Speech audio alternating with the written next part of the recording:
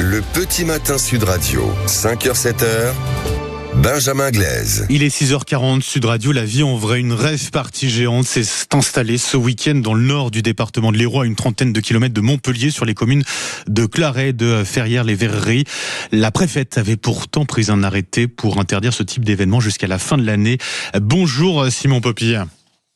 Bonjour. Et soyez le bienvenu sur Sud Radio. Merci d'être avec nous ce matin. Vous êtes adjoint à la mairie de Ferrières-les-Verreries, président par ailleurs de France Nature Environnement pour la zone Occitanie-Méditerranée. Ce week-end, on a compté jusqu'à 2000 personnes dans cette rave party, 600 véhicules. On en est où de la situation sur place en ce début de semaine, Simon Popille ? Alors la musique s'est arrêtée hier soir et on a vu pas mal de véhicules quitter les lieux. Donc ce matin il y a encore des véhicules qui s'en vont, mais je pense qu'ils sont en train de nettoyer et je vais me rendre sur place juste après pour aller voir où on en est. C'est-à-dire que là on est sur la fin de la rave party concrètement. Tout le monde va partir, oui. Les derniers vont partir ce matin quoi. Oui, c'est ce qu'on pense a priori. Donc ils comptaient au départ rester jusqu'à mardi, mais donc ils sont partis un peu plus tôt. J'imagine que pour vous c'est une forme de soulagement. Vous étiez particulièrement inquiet, Simon Popille, parce que le terrain qu'ils occupent pour certains encore toujours, est classé en zone Natura 2000. Ça veut dire que il y avait un vrai enjeu, un vrai risque pour la faune et la flore locale. Oui, alors il est pas tout à fait en Natura 2000, mais effectivement, il est reconnu comme étant un site très riche pour la biodiversité, la faune, la flore. Donc voilà, c'est un endroit en plus qu'on veut protéger. Donc moi, le samedi matin, j'ai été prévenu par le maire et en tant qu'adjoint au patrimoine naturel, je suis allé sur place. J'ai vu la marée de véhicules dans ce site et bon, vous imaginez bien, j'étais dégoûté. Mais tout de suite, je me suis dit, il faut qu'on essaye de limiter les dégâts. J'ai pénétré du coup dans la rave jusqu'au mur de son et j'ai demandé à parler à quelqu'un de l'organisation. Alors, ils étaient masqués, ils me répondaient pas. Donc j'ai expliqué qu'ils étaient dans un site sensible, ils avaient déjà fait beaucoup de dégâts, notamment aux oiseaux qui nichaient à cet endroit-là, ouais. Et que j'avais des informations à leur donner pour essayer de limiter les dégâts. Voilà, donc on m'a emmené voir la bonne personne et puis après ils m'ont écouté et on est allé baliser le campement du côté le plus sensible du site avec les organisateurs et puis 2 autres habitants pour essayer de les empêcher de s'étendre du côté où les sols étaient les plus fragiles et où il y a des plantes protégées très rares. Voilà. Et puis on a essayé de faire reculer aussi des campeurs. Donc au final, on a constaté dimanche qu'ils avaient quand même bien respecté les ruralismes, même ils avaient fait reculer des installations qui étaient un peu aux alentours, beaucoup plus que ce que j'imaginais. Donc ils ont quand même été à l'écoute, mais bon.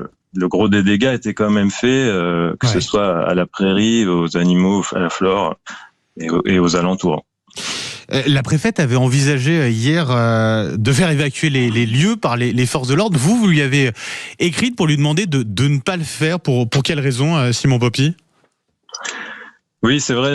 Donc la préfète le dimanche s'est exprimée dans la presse en disant qu'elle excluait pas une intervention manu militari sur le site. Donc évidemment, nous, au niveau de la commune, c'était tout ce qu'on ne souhaitait pas, puisque avoir une bataille rangée entre les CRS et les teufeurs sur un site extrêmement sensible, ça aurait fait aggraver l'impact sur l'environnement, et puis même ça aurait pu compromettre ce qu'on avait réussi vaillamment à protéger.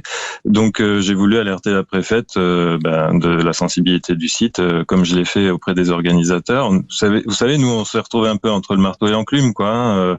Les habitants sont un peu les victimes collatérales de ce genre d'affrontement. En plus là, avec une dimension politique très forte.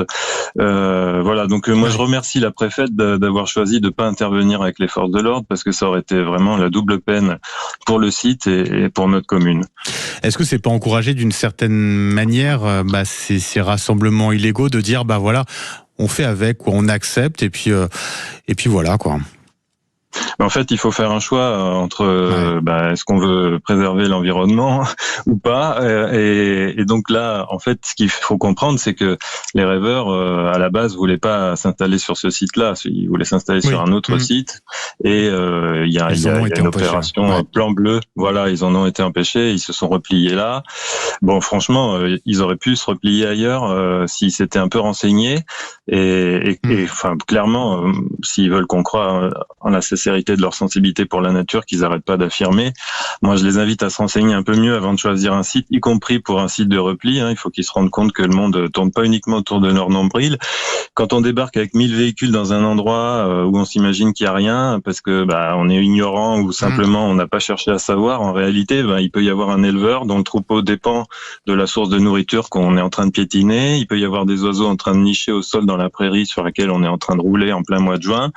Donc voilà, on fait pas de mal à personne, c'est quand même un peu du déni de leur part. Il faut en avoir conscience, effectivement. Et puis vous parliez du contexte, les parlementaires qui sont actuellement en train de voter un texte pour durcir les sanctions vis-à-vis des organisateurs de ces rave-parties, également pour les participants. Merci Simon Popier, adjoint à la mairie de Ferrières-les-Verreries, président de France Nature Environnement Occitanie Méditerranée. Vous nous le disiez, donc cette rave-party, les derniers teufeurs qui devraient partir ce matin. Merci à vous.